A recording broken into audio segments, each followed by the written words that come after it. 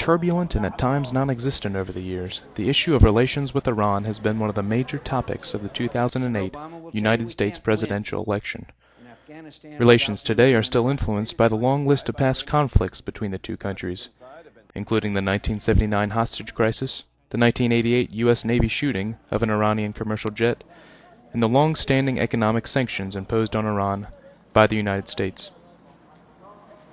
The Bush administration has taken a hardline approach to negotiations with Iran, generally supporting European diplomatic initiatives, but setting preconditions that must be met before talks with American officials are conducted. All options are on the table, and my first choice is to solve this diplomatically. And the best way to solve it diplomatically is to work with our partners. And that's exactly what we're doing.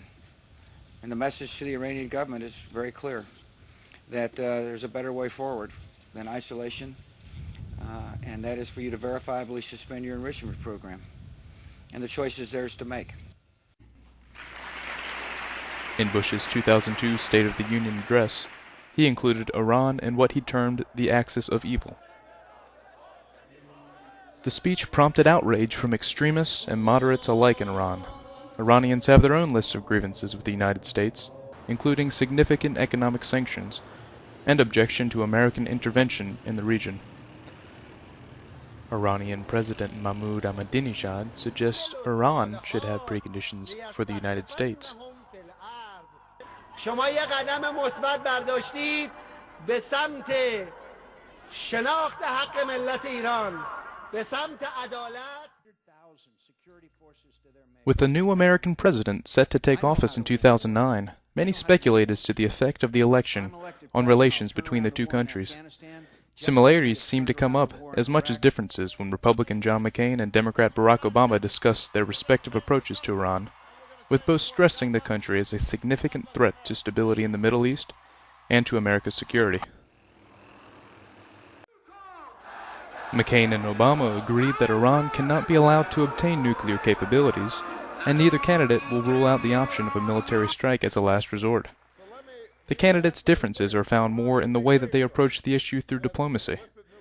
In a key difference, Obama has stated that he would initiate negotiations between American and Iranian leaders without preconditions. Denies the Holocaust, but this threat has grown primarily, and this is the irony, the reason Iran is so much more powerful now than it was a few years ago is because of the Bush-McCain policy of fighting an endless war in Iraq and refusing to pursue direct diplomacy with Iran. Senator Obama's opponent has attacked that approach as too conciliatory. Now, Senator Obama supports sitting down with a state sponsor of that terrorist organization. Senator Obama wants to have direct talks with the president of Iran, who has said that Israel is a stinking corpse and that wants to wipe Israel off the map. Those are his words, not mine. Official interaction between American and Iranian officials has been limited in recent years.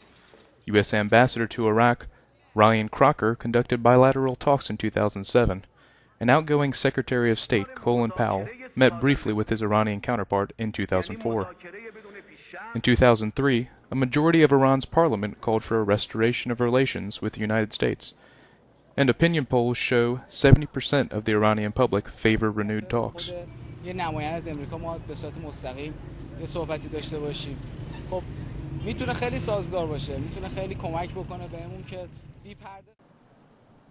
If the next president of the United States does choose to expand negotiations, he may have significantly more leverage than the current administration. A drop in oil prices in 2008 has greatly diminished the Iranian government's principal source of revenue, with the price of a barrel of crude falling 60% in a 4-month period. In an October article for the New York Times, journalist Thomas Friedman argues that the combination of economic sanctions and collapsing oil prices will make Iran open to negotiation with the next U.S. president over its nuclear program.